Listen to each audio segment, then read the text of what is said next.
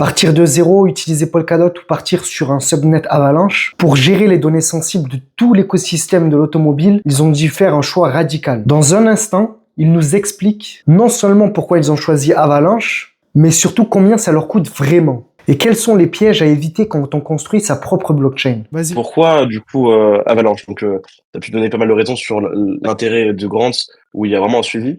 Mais quand on parle plus dans la technique, c'est quoi l'intérêt d'Avalanche?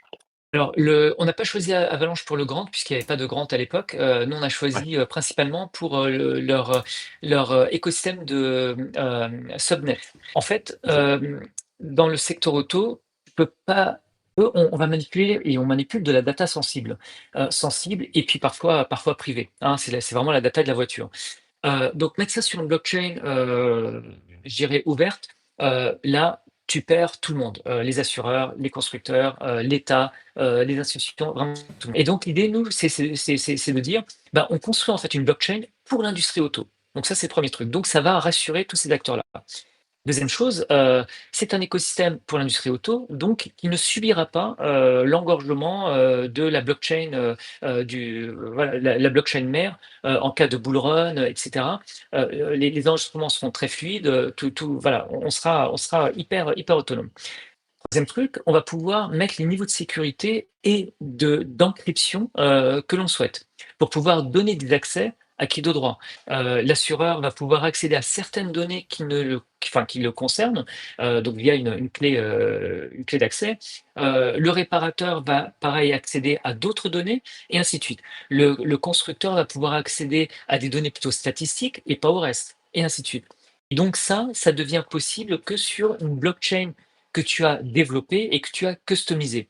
Donc l'avantage des subnets, c'est que bah, en fait, tu pars pas de zéro. Il y a déjà un framework existant et tu construis là-dessus.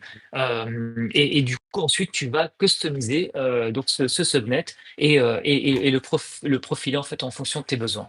Et à l'époque, Avalanche était alors, je crois, il y avait une ou deux autres blockchains qui avaient aussi ce principe de subnet, mais Avalanche était vraiment la plus mature. Et Ah, donc, c'est pour ça qu'on était sur Avalanche, outre le déjà à fait l'époque, du qu'elle coup. était proof of stake. Oui, déjà à l'époque. Donc, quand je te dis ça, ça remonte à presque 3 ans. Ouais. Parce que le principe de subnet, on l'a développé il y a 3 ans. J'ajoute aussi un dernier élément, c'est que maintenant que on est passé en layer one, notre intérêt, c'est que tu peux utiliser ton token pour gérer la blockchain. C'est-à-dire que tes gas fees pourront être payés en token, en token CDK.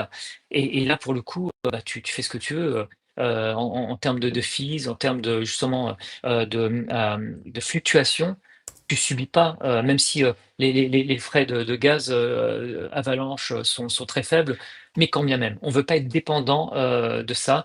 On va avoir des millions de transactions au jour, ça peut coûter très très très cher. Donc voilà, je préfère qu'on ait la maîtrise de l'économie des gas fees via notre token. En fait, finalement, le choix était assez radical, c'est-à-dire que par rapport à ton besoin, c'était soit on fait une blockchain privée, mais du coup on perd une bonne partie de l'intérêt de la blockchain, soit on crée une blockchain de toutes pièces, soit on trouve un réseau comme du coup Polkadot, ou du coup aussi Avalanche. vous avez pris Avalanche, pour Avalanche. pouvoir créer plus facilement la blockchain. En fait, c'est trois choix là que vous avez finalement. Exactement, exactement. Et puis bah, l'intérêt, ça on l'a découvert justement avec le Grant, bah, c'est que du coup tu bénéficies aussi de l'écosystème, d'Avalanche, notamment en co-marketing, notamment bah, oui, enfin en communication et puis aussi en support technique parfois. Donc ouais, c'est du coup un vrai intérêt d'être associé à une blockchain existante. Je tenais à rajouter quand même que l'écosystème Avax est assez intimiste dans le sens où quand on rentre en fait dans cette famille, j'ai comme l'impression qu'en fait on a beaucoup de support de la part des différents KOL, de la communauté, etc. Ils poussent beaucoup. Dès qu'on ils ont vu qu'on s'en avait sorti un L1, etc.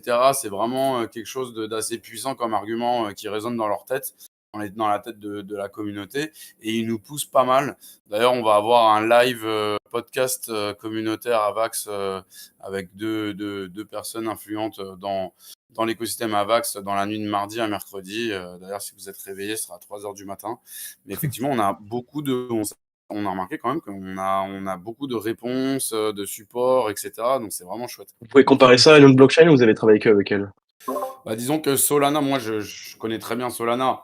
Donc, effectivement, j'ai quand même remarqué ça, qui est un peu plus vrai pour Avax que Solana. Après, Solana, c'est vrai que c'est grand, on peut vite s'y perdre, etc. Il y a beaucoup Mm. plus de monde que sur Avax. Mais quand même, ouais, j'ai trouvé que sur Avalanche, c'était quand même beaucoup plus accentué que sur Solana, sur même une blockchain comme Ethereum. Enfin, après, les grosses blockchains, c'est compliqué d'être visible, de faire un consensus et tout. Mais Avax, quand même, c'est quand même une grosse blockchain. C'est pas une toute Ouais, petite ouais. blockchain et on est quand même bien reçu, quoi. Ok, c'est cool. Et du coup, ben, c'est quoi les contraintes associées à créer sa propre blockchain? Puisque j'imagine qu'il n'y a pas que des avantages. Des Mm. contraintes, oui, il y en a forcément. Bah, notamment, tu dois gérer, tes propres nœuds, et RPC, et de validation. Et pour ça, on s'est, alors au départ, on l'avait fait, par nous-mêmes. C'est assez compliqué dans le sens où, bah, en fait, il faut maintenir les serveurs, monitorer et cetera. Donc ça coûte de la ressource, ça coûte forcément de l'argent. Et du coup, on a réussi en fait à trouver un partenaire, pour hoster nos nœuds, et qui se trouve être, un très bon partenaire d'Avalanche également. Donc, ils sont en communication, étroite avec eux, et pour le coup, on a délégué ça. Donc, pour moi, vraiment le plus gros, heu, je dirais la plus grosse contrainte, c'est ça. C'est les nœuds de validation, enfin, c'est les nœuds tout court, hein, validation et RPC. Sachant que, Avalanche, sur mainnet, impose minimum, 2 nœuds RPC et 5 nœuds de validation. Donc ça chiffre très rapidement, si jamais tu fais ça par toi-même. Heu, voilà, pour moi, c'est vraiment la plus grosse des contraintes et qu'on a réussi à résoudre finalement, en ayant un très bon partenaire, sur ce sujet. Donc en fait, évidemment, il y a quand même un coût d'entrée assez élevé finalement pour pouvoir créer une subnet sur Avalanche. Alors, oui et non, parce qu'aujourd'hui, justement, en fait, ce partenaire, d'hébergement lui-même, a des grants de la part d'Avalanche, et il Mhm. rétribue, en fait, ses économies, donc aux différents projets. Bah, pour être transparent, un nœud, testnet, enfin, un ensemble de nœuds, pardon, testnet, il faut compter, 50 par mois aujourd'hui, et un ensemble de nœuds mainnet, là, par contre, c'est 1 000 par mois. Ok, ça reste raisonnable quand même. Ça reste raisonnable. Alors c'est pour une durée d'1 an. Ensuite le testnet passe à 500 par mois et le mainnet passe à 3 000 par mois. Mais ça laisse, Ok. durant 1 an, bah, ça te laisse grandir, ça te laisse, voilà, trouver ton économie et puis commencer à être rentable. Donc on l'a lancé nous au bon moment. On l'a lancé au moment où, on lance en même temps nos partenaires automobiles. Donc on va commencer à faire entrer du chiffre d'affaires. Et donc voilà, comment dire? En termes de projection, financière, c'est voilà, c'est prévu, c'est dans nos lignes, budgétaires et c'est absorbable. Donc un conseil quand même qui serait à donner, ce serait de faire attention et de commencer ce système-là au moment où on sait qu'on pourra avoir des clients, au moment où on sait où on pourra avoir une rentrée d'argent du coup. Parce qu'on a qu'un an de spécificité où c'est Exactement. vraiment cher, mais ça peut monter assez vite du Mmh. coup. Ouais, c'est Mm. ça. Et puis même, ce que je pourrais même recommander, c'est à la limite de rester sur testnet, pendant un moment. On aurait pu, hein, Mm. rester sur testnet. Sauf que, une fois encore, nous, on a la particularité de travailler avec des gens du secteur auto. Donc on avait besoin quand même de passer sur mainnet, rapidement, pour les rassurer aussi, parce que sinon, c'est comme si tu leur disais: «Bon, bah, les gars, on est en prod, vous nous confiez, vos datas. Bon, par contre, on est sur un serveur de pré-production, hein, mais c'est pas grave, vous inquiétez pas, tout va bien se passer». Tu vois? Tu peux pas trop leur dire ça. Donc voilà, il faut quand même montrer patte blanche et donc d'où, l'obligation entre guillemets pour nous de passer sur mainnet, quand même rapidement. Ok. Ok, je vois. Plein de Et du projets coup, aujourd'hui qui sont hyper viables, et qui restent sur testnet, hein. on a une communauté surtout de builders, donc je me demandais si tu avais un conseil ou quoi pour des projets. Enfin, quelle typologie de projet aurait intérêt à créer sa propre blockchain, par exemple sur Avalanche ou Polkadot, et pourquoi elle ferait? Alors je dirais, c'est utile, c'est alors comme je disais en fait en termes d'accompagnement, déjà, bon, là je connais plus trop l'écosystème Polkadot puisque maintenant on est Mm. vraiment focus sur Avalanche. Donc en termes d'accompagnement, et comme le disait à juste titre tout à l'heure, Chiki, Avalanche reste comme une team qui est très, très proche Ok. et elle pousse les projets. Donc je dirais, juste, déjà en termes d'accompagnement, et de co-marketing, Avalanche est une très bonne blockchain. Maintenant, si on raisonne plus en termes de blockchain semi-privée ou subnet, bah, là, je dirais c'est utile si jamais tu as besoin de construire un écosystème fermé. Euh, et que tu n'as pas envie de trouver sur ta blockchain des mints de NFT en tout Ouais. genre, de DApp qui viennent construire chez toi, etc. Donc ouais, là ça a du sens. Donc c'est vraiment une question de qui j'adresse et pourquoi je les adresse. Euh, Si je veux monter une blockchain qui soit open à tout le monde et j'attire la terre entière, les projets enfin, de partout dans le monde, besoin d'avoir un subnet, ça n'a pas forcément de sens. Au contraire, on veut plus de visibilité, on veut que les gens viennent builder chez nous. Ouais, Mm. là, il faut quelque chose de beaucoup plus ouvert. Si tu veux être sur une industrie en particulier, je recommande effectivement plutôt un subnet et un système comme Avalanche ou Polkadot. Ok, je comprends. T'as un petit mot de la fin? On a un projet qui concerne tout le monde en réalité, hein. Tout le monde soit a une voiture, soit est déjà monté dans une voiture ou achètera une voiture, donc tout le monde sera concerné. Mm. Tout le monde achète ou pas des voitures d'occasion, donc c'est vraiment un projet qui a énormément de sens. Alors je le dis pas parce que j'en suis à l'origine, mais parce que c'est un vrai besoin partout dans le monde. Donc c'est un projet qui est voué à se développer et à exploser. Moi, ça fait 6 ans que je suis dessus. On commence enfin à être sur le marché, donc avec nos premiers partenaires. Donc je dirais l'aventure démarre réellement maintenant. Je suis bien sûr hyper bullish sur ce projet. Alors pas forcément sur un plan crypto et Web3, mais en termes d'économie et d'industrie, on a beaucoup de sens. Donc j'invite vraiment les gens à nous rejoindre. Venir aussi pour être au courant de tout ce qui se passe, bah, venir faire un tour sur notre Discord. Là, il y a énormément de choses qu'on va publier là d'ici la semaine prochaine, que ce soit en termes de sortie de produits, de mise à jour. Là, on a la mise à jour Apple qui est en cours en ce moment. Android est live depuis hier.